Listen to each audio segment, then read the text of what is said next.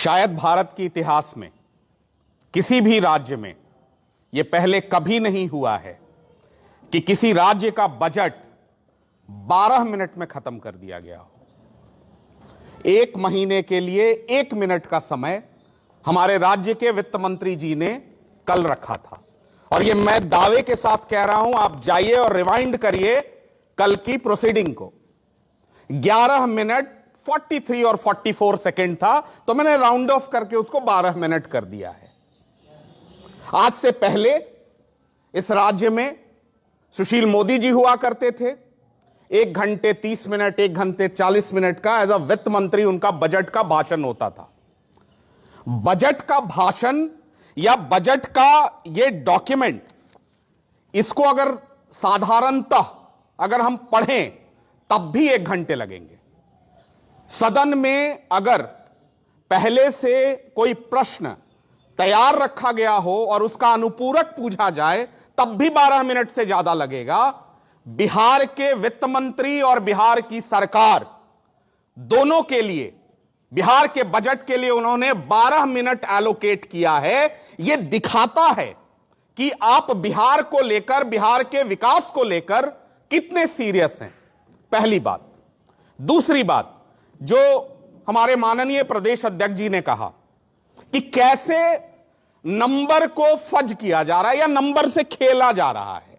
क्योंकि आप कुछ बोलेंगे नहीं तो आपका रिकॉर्ड पे कुछ आएगा नहीं। बाकी किताब इतना बड़ा वाला वो जो 2-2 झोला पकड़ाया गया है, वो कितने लोग बिहार में पढ़ते हैं। हमको 3-4 पतला पतला पढ़ने में तो पूरा रात बीत गया, हम 2-3 बजे सो पाए हैं।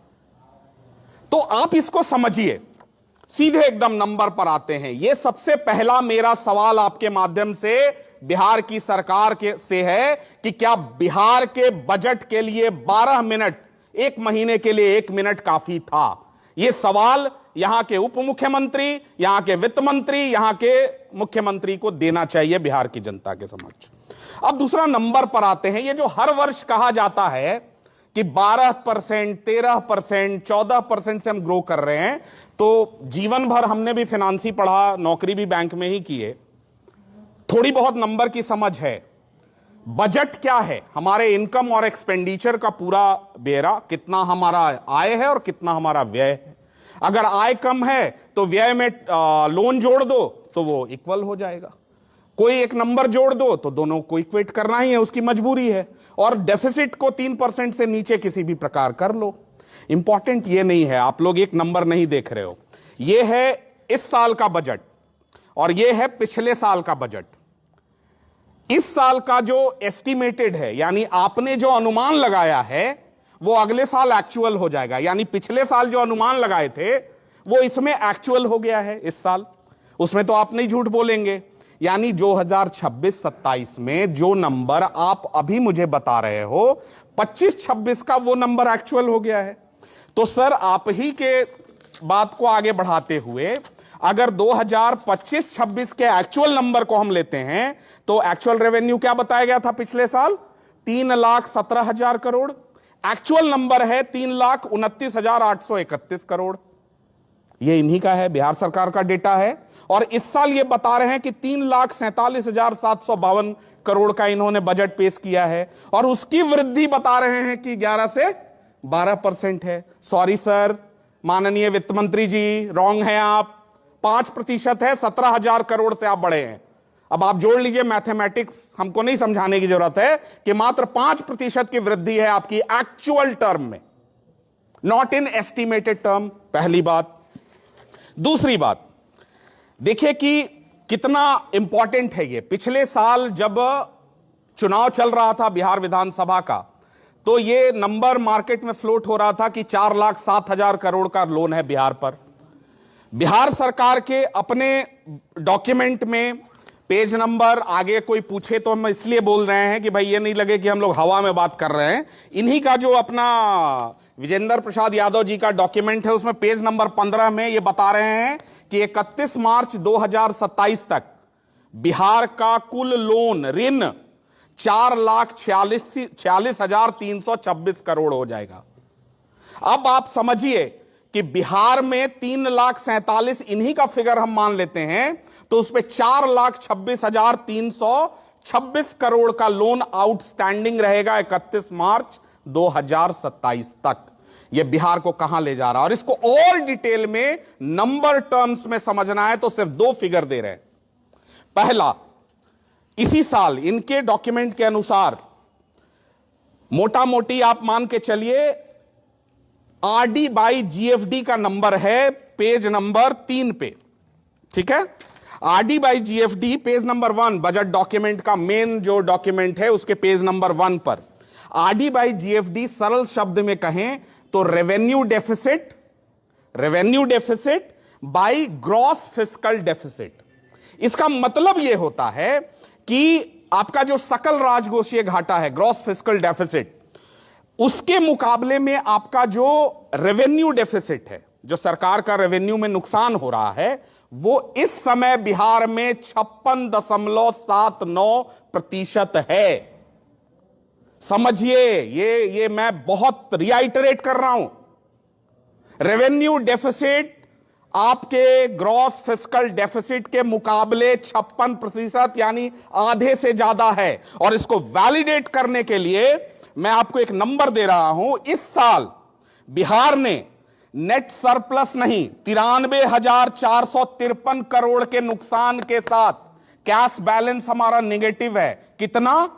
93,500 करोड़ रुपए। कहां गया यह पैसा? आपका प्रश्न होगा कि भाई इतना नुकसान कैसे हो गया। तो आइए इसी के पेज नंबर 6 पे आइए, इनका बजट का सार, gist of budget, page number 6। इनका 2025-26 में social security and welfare estimation था 21,000 करोड़ का। ध्यान दीजिएगा, बिहार सरकार का एस्टिमेशन था 21,000 करोड़ का। खर्च कितना हुआ? यानी बजट में प्रोविजन नहीं था। ये जो बार बार झूठ बोलते हैं चुनाव के समय कि पहले से सब प्रोविजन था, 21,000 करोड़ जो है वो 58,909 करोड़ हो गया। ये वही पैसा है मुफ्त में, फ्रीबीज। और फ्रीबीज की कीमत आप जानना चाहेंगे तो दूसरा फिगर जानिए जो बहुत इंपॉर्टेंट है। किसी भी फिनांस के विशेषज्ञ से अगर आप पूछेंगे तो वो कहेगा कि किसी भी राज्य का जो ये जीएफडी बाई जीएसडीपी नंबर है, यानी ग्रॉस फिस्कल डेफिसिट, हमारे राज्य के जीडीपी, जीएसडीपी बोलते हैं उसको, ग्रॉस स्टेट डोमेस्टिक प्रोडक्ट, उसमें 3% से ज्यादा नहीं होना चाहिए। आपको यह जानकर हैरानी होगी कि एक्चुअल फिगर में आपने एस्टिमेटेड में तो कह दिया कि 3% से नीचे रखे हैं। हमको एक्चुअल वाला बताइए ना, पिछले साल का जो आप छुपा रहे हैं बिहार से। वो नंबर है 11.79%, one of the highest in all state in India. और ये उस राज्य का जहां इनके प्रति व्यक्ति आय जानते हैं कितने रुपए से बढ़ा है? 20 रुपए प्रतिदिन से। आपको यह नहीं बताया गया होगा। हमारा प्रति व्यक्ति आय था 2025 में 68,624 रुपए, 2026 में यह 76,000 हो गया। यानी एक दिन में 25 में 188 रुपए और जो है 208 रुपए, अभी 188 माइनस 208 कर लीजिए, 20 रुपए प्रतिदिन हमारा प्रति व्यक्ति आय बढ़ा है। यह है रियल फिगर। किसान के लिए 3,000 रुपए की घोषणा की गई है, 8 रुपए प्रतिदिन। और अपना धान वो कौड़ियों के भाव में बेचने के लिए मजबूर हैं। अभी ये पता नहीं कौन सी बिहार में अधिप्राप्ति कर रहे हैं जब सारा धान किसान का उठ गया। उस समय तक मात्र इनका 10% टारगेट अचीव हुआ था, अभी कुछ नहीं हुआ है। खैर, अब आते हैं, बिल्कुल आपको समझ में आ रहा है कि एफआरबीएम के गाइडलाइन के अनुसार बिहार का जो ये gross fiscal deficit by gross state GDP यानी जीएसडीपी 3% से ज्यादा नहीं होना चाहिए।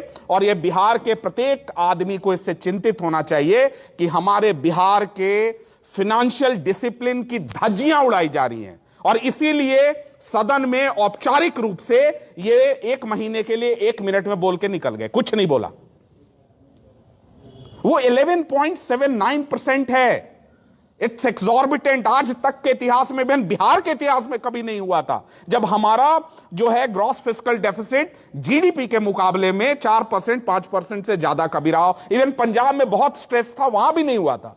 बिहार में 11.79% है। यह जवाब बिहार सरकार को देना होगा कि यह किसके टैक्स पेयर के पैसे पर, यह वो होता है ना कि तुम मुझे टैक्स दो, मैं तुम्हें फ्रीबीज दूंगा। यह नया नारा है बिहार सरकार का। और किसके कॉस्ट पर? कल हमारे किसानों के लिए जो जरूरतें होंगी वो कहां से आएंगी? 40,000 करोड़ रुपए इन्होंने चुनाव में बांट दिया है। और ये नंबर है page number 6, social security and welfare and other. इनका एस्टिमेटेड नंबर था 21,000 करोड़, एक्चुअल में खर्च हुआ 58,909 करोड़ रुपए।